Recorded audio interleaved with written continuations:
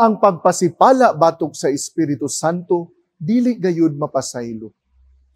Unsa man di ay kining pagpasipala sa Espiritu Santo? Ang atong tradisyonal nga katesismo, nagtudlo kanato nga mao kini ang pagsalikway sa tawo sa kaluoy ug pasaylo sa Dios.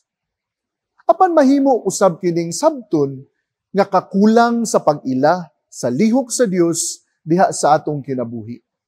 Kana bang dili nato makita ang kaayo sa Dios diha sa atong kinabuhi ug busa maglisod kita paghigugma balik sa Dios. Masayon pa kanato ang paglimod o pagsalikway sa Dios. Kay daw walay labot ang Dios sa atong adlaw-adlaw nga pagpuyo.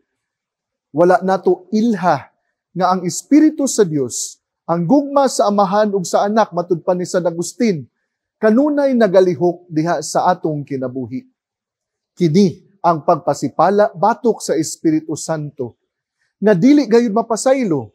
Dili tungod kay gihikaw sa Dios ang iyang pasaylo, kundili tungod kay dili kasulod ang grasya sa Dios sa kasing-kasing nga sarado ug wala makaila ug busa dili mo ila sa Dios at ubangan sa mga tao.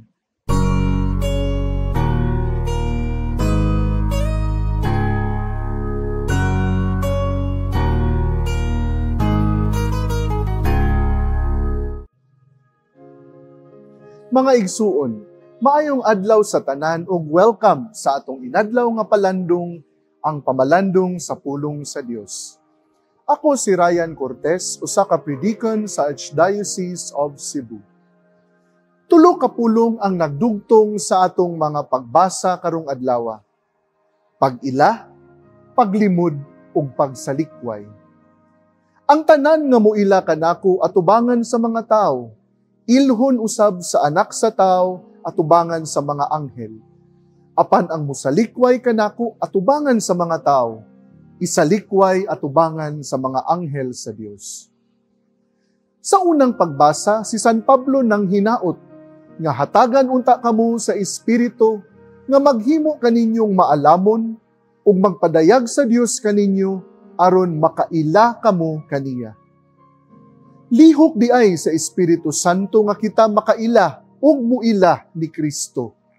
Ang Espiritu Santo ang maghatag kanato sa kusog aron mapadayag gayud nato sa atong kinabuhi nga kita iya ni Kristo nga maubayay atong gipanaaran sa atong bunyag.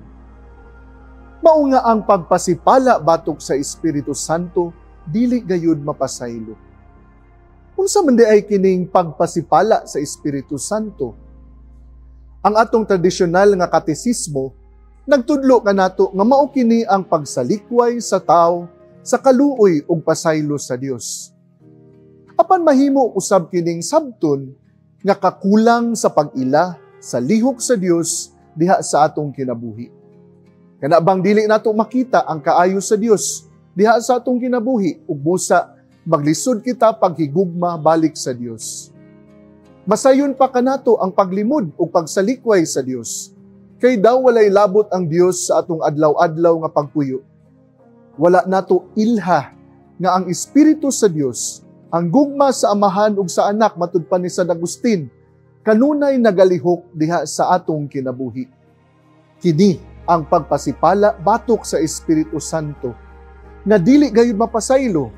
Dili tungod kay gihikaw sa Dios ang iyang pasaylo, kundili tungod kay dili kasulod ang grasya sa Dios sa kasing-kasing nga sarado ug wala makaila ug busa dili mo ila sa Dios at ubangan sa mga tao. Busa pangayoon nato ang grasya nga makaila kita sa lihok sa Espiritu Santo diha sa atong kinabuhi, aron uban sa mapasalamaton ng mga kasing-kasing atong mapadayag at ubangan sa mga tao nga iya gayud kita ni Kristo.